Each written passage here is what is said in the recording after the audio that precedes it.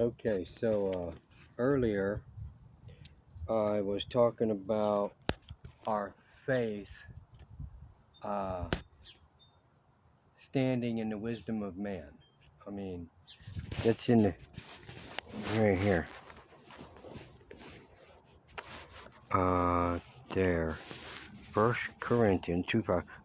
Faith stand not in wisdom of man. These are specific verses I've had for many, many, many years, and have translated and transferred to books and things like these that I do, and I keep them for all the years. Well, you're not going to memorize them all, and there's a lot of people that go through that. They're like, oh, I memorized, and they can memorize a lot, but memorizing a lot doesn't mean you know Jesus. I mean, so second Corinthians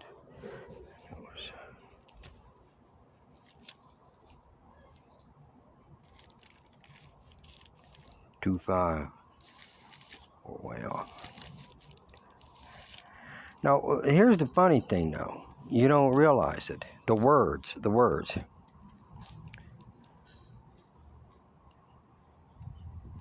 That's 2 Corinthians 2. Is that what it was? 1 Corinthians 2:5.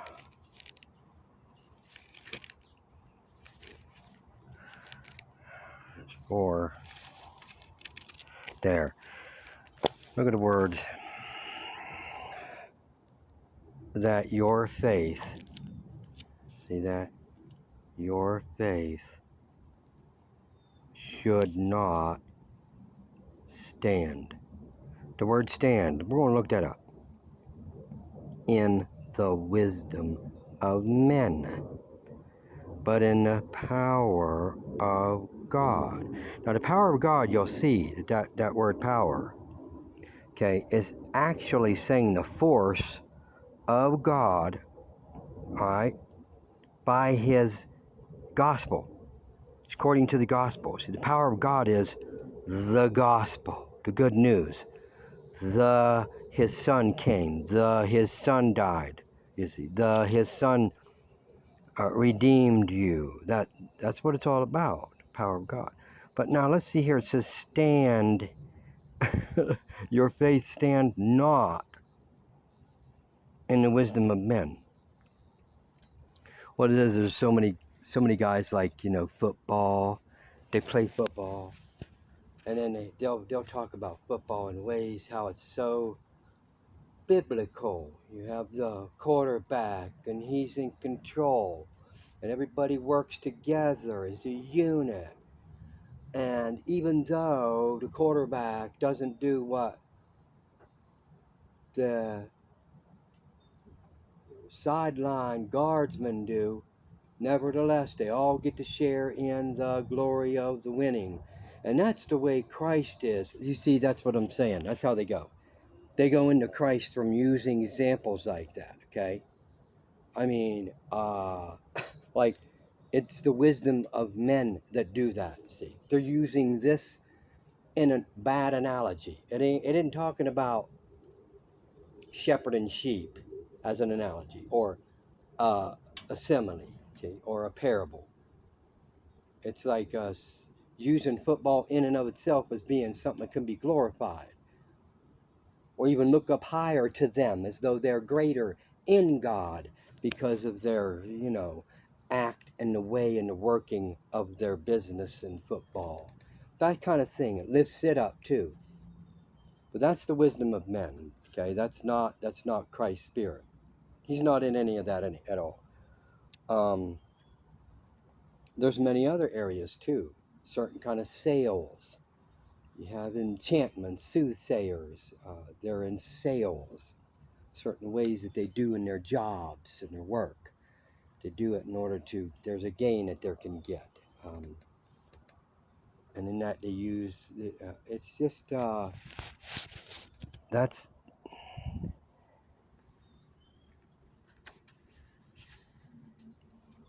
their faith standing in the wisdom of men. These guys who have certain ways and thoughts of what faith is. And I'll just tell you straight up, your faith is the Spirit of Jesus in you. That is your faith. Outside of that, you would have none, because it is His faith. There's even more. There's all kinds of stuff. He's going to talk about them that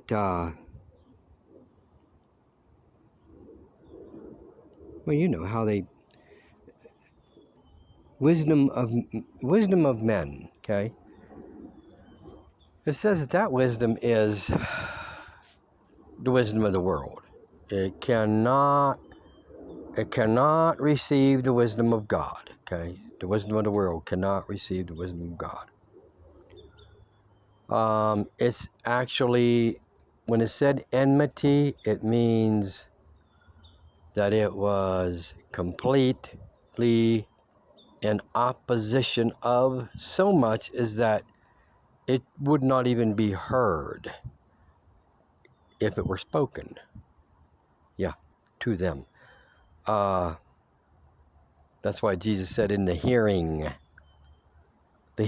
we get, the hearing is not like your ear hearing, but that's how it's relayed to us by His Spirit.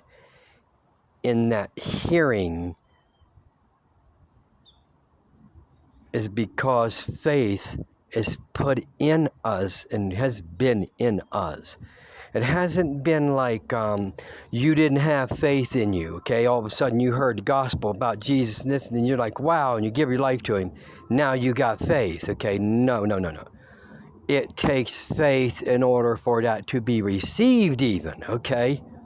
Yeah, comprehended, accepted as valid, okay? Yeah, that's...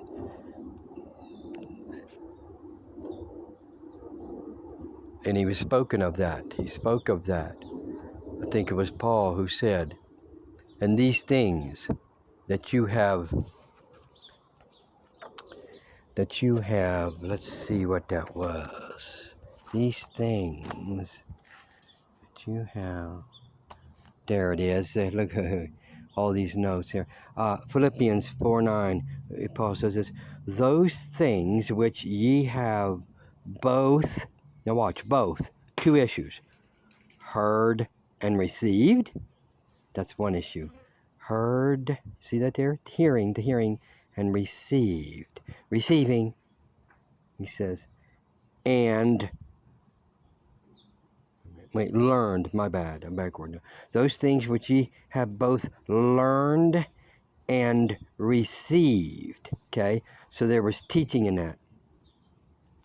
The learned, and received. Learned and received, he says, and heard, here it is, the hearing, and seen in me. So these things, okay, were what they saw Him do in His own life. And He said, do. Do. Okay.